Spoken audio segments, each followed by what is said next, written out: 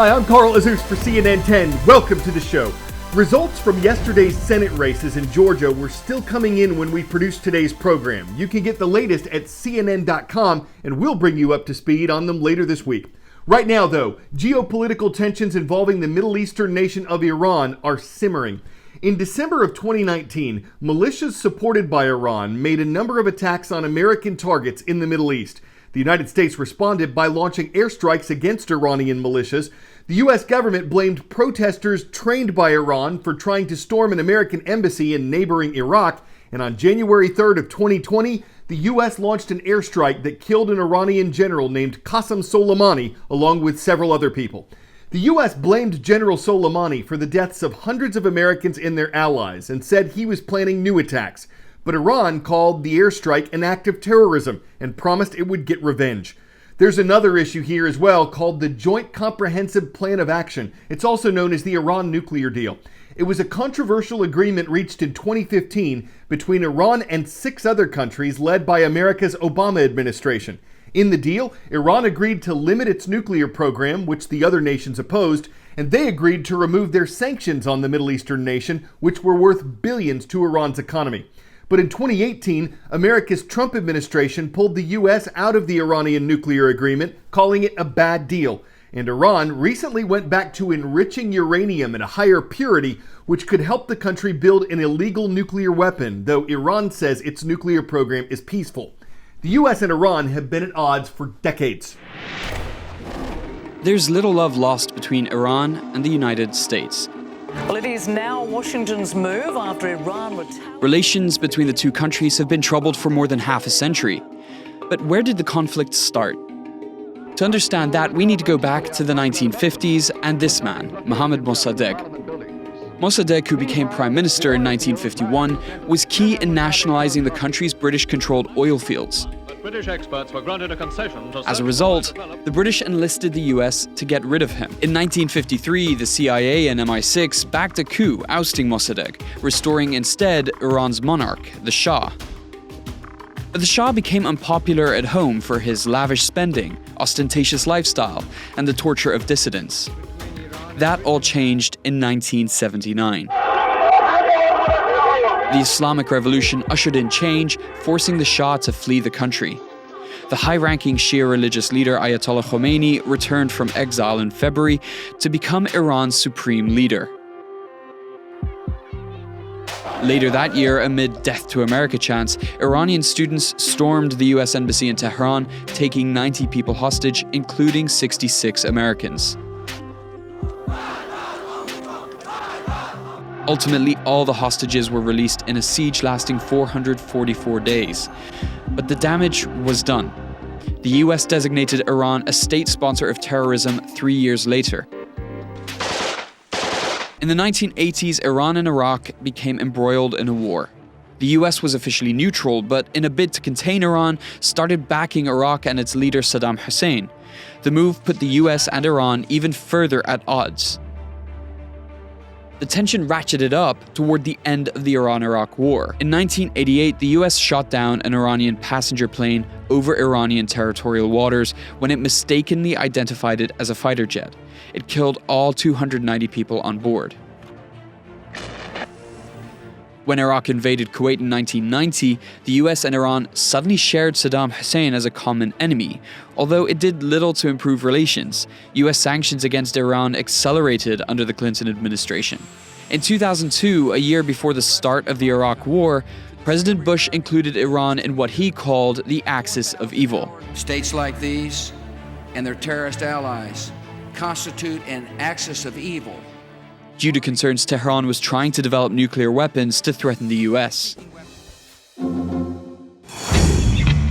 10-second trivia. Pittsburgh, Pennsylvania is home to America's first what?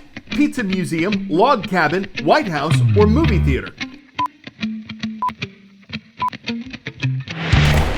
The nation's first Nickelodeon or public movie theater opened in Pittsburgh in 1905.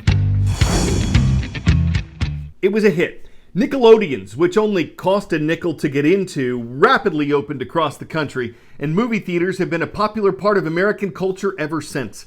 But that popularity has been knocked down by a major 1-2 punch of online movie streaming and nationwide closures because of the coronavirus pandemic.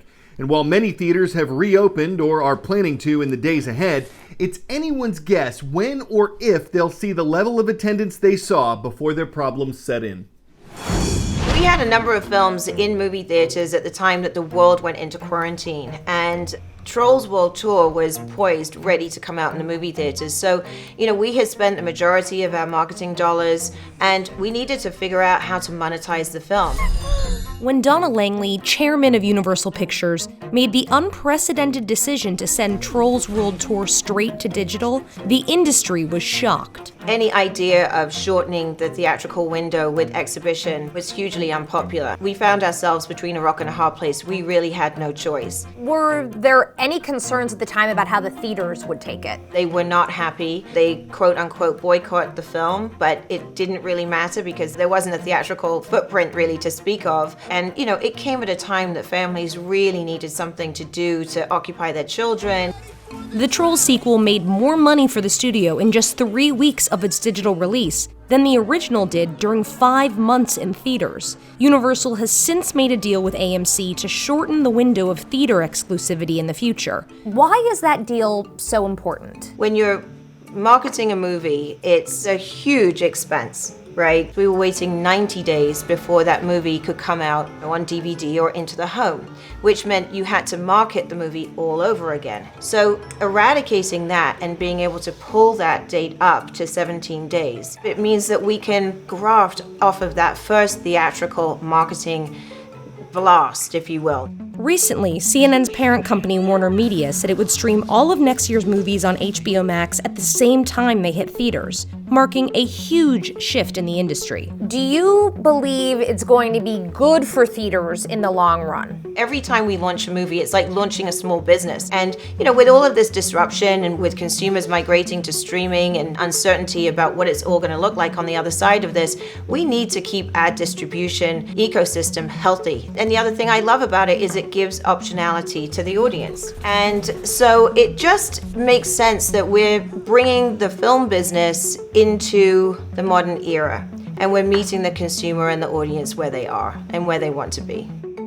What does the future of movie theaters look like to you? I do think that there's signs of life on the other side of the pandemic. If you look to Asia, Japan and China, who are ahead of the curve in terms of COVID, their movie going, it's not back to normal numbers, but they've had some local language movies there that have done really well. I think there's probably some conversation around what movies deserve that theatrical release and what's going to get people out into the movie theater. But that was happening pre-COVID. That sort of big blockbuster movie going was the thing that was driving hordes of people globally to the movie theater. And some of the smaller movies were struggling a little bit, and particularly with the disruption of streaming. I think we're going to continue to see those trends. Why do you believe that after this pandemic, which has rattled people to their core, that people will really come back to theaters? When tough times, people look to the movies to take them out of their reality and to inspire them.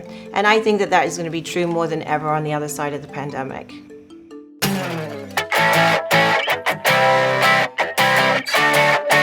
There are many things rescue dogs can do. Talking is not one of them. Or is it? You can trigger an avalanche big enough to bury you in Summit County right now. A serious message that has gone to the dogs. We're seeing the weakest snowpack in our state since 2012. In Colorado, rescue workers, the humankind, are trying to get people to pay attention to their warnings about dangerous conditions, so they're using the animals and a bit of technology to get the word out. Because while heavy snow is no problem for the Siberian Husky, the American Eskimo dog, the Alaskan Klekai, or the St. Bernard, people may have something to fur. So rescuers may be barking up the right tree with these mono dogs designed to Balto people over as long as they don't hit the Malamute button. Before we leave today, we're talking about Sullivan High School. It's in another snowy place known as Chicago, Illinois. Thank you for watching. For a chance to get your school mentioned, please subscribe and leave a comment at youtube.com/CNN10. I'm Carl Azus for CNN.